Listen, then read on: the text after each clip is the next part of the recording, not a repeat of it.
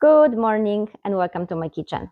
Today I would like to share a recipe I had a lot growing up in Poland. It is very popular in my country and it goes on the table at Christmas time, Easter time, or when you have a friends or family gathering. Easy to make and simple. It doesn't take that much time. Lemon bundt cake. Welcome to my kitchen and thank you for watching. For today's recipe, I will need 1.5 cups of all-purpose flour, which should be around 200 grams, Sifted, 100 grams of potato starch, which should be almost 2/3 of a cup, 1 and 4 tablespoons of butter, 4 eggs, 150 grams of sugar, which should be almost 3/4 of a cup, 1 teaspoon of baking powder, and a lemon. And from that lemon, I have some juice that I will add to that cake to make it lemon flavor and some lemon zest. And these are the ingredients for today. What I want to do is mix the flours, baking powder, and pinch of salt. Just want to make sure that the baking powder is distributed evenly. And this will go on the end. And what I want to start with is beating my butter, mixing it until it is nice and fluffy and light color. Then I will start adding sugar, and after sugar, eggs, one at a time. Okay, 4 or 5 minutes, and you can see how creamy and light colored it is. Almost time to start adding the sugar.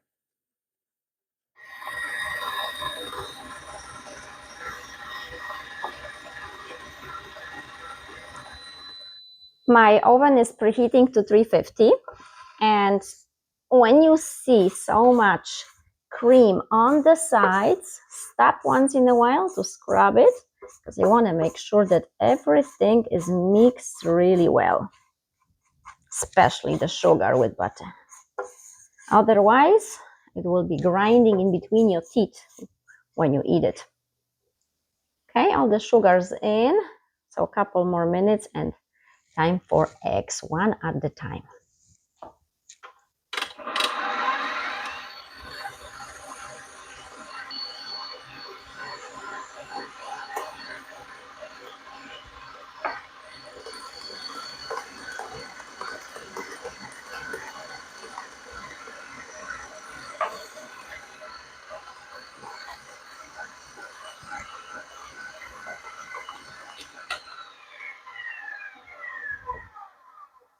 Okay, and now it is time to add flours and baking powder.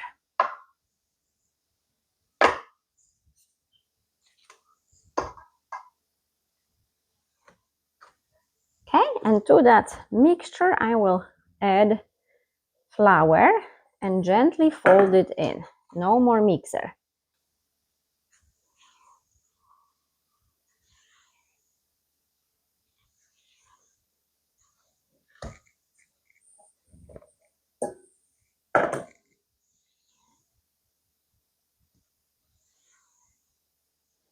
Also, now it is time for that lemon zest. Well, maybe I've got too much.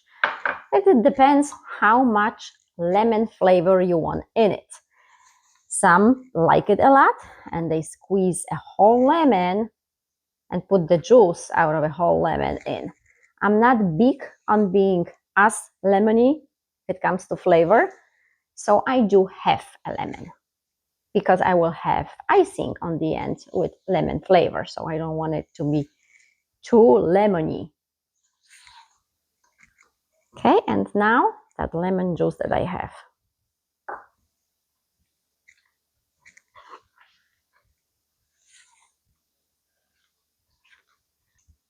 And this is almost ready to be baked. And this is the consistency. Fluffy and soft, like a cloud.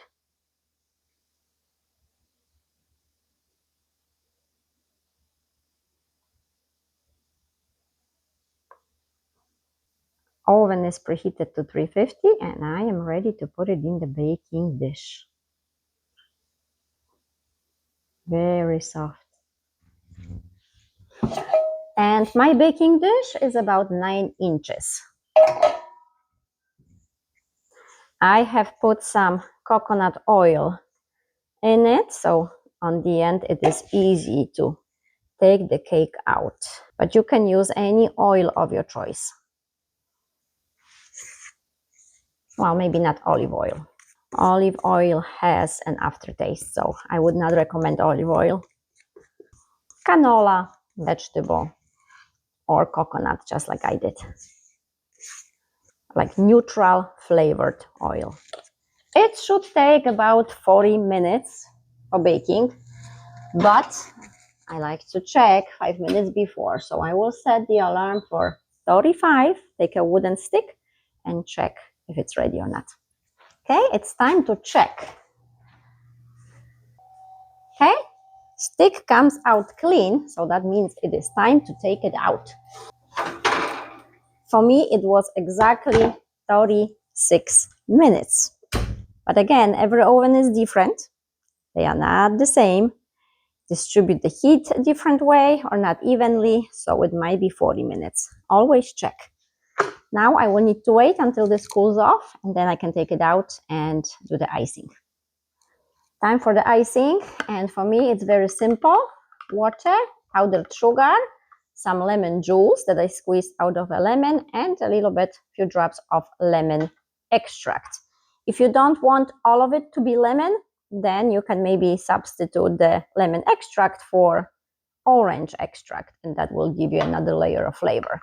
Some people like it with milk, some people like to add a little bit of butter to it to make it creamier, but the regular one, traditional way that I used to doing and eating in Poland was just 1 cup of powdered sugar to 1 tablespoon of hot water, some lemon juice and a lemon extract, and that's all. And then I will just spread it on top of it, and then a little bit of powdered sugar on top, and that's it.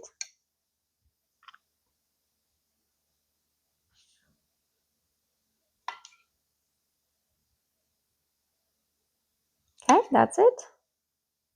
This is done. I will cut a piece and taste it. Yum.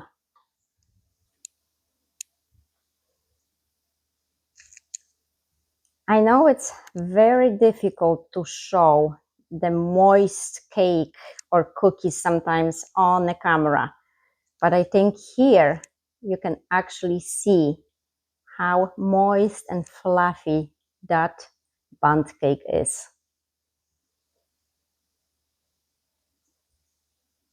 It's like a cloud, soft and yummy, just dissolves in your mouth. Thank you for watching. Enjoy it.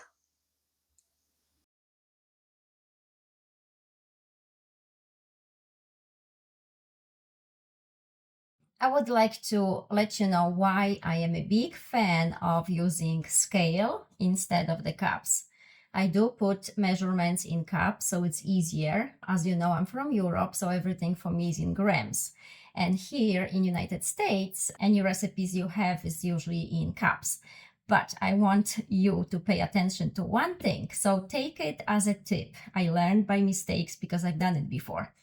So I have put together a flour, the same flour, all-purpose flour, into the same measuring cups. Exactly 2 cups in here and exactly 2 cups in here.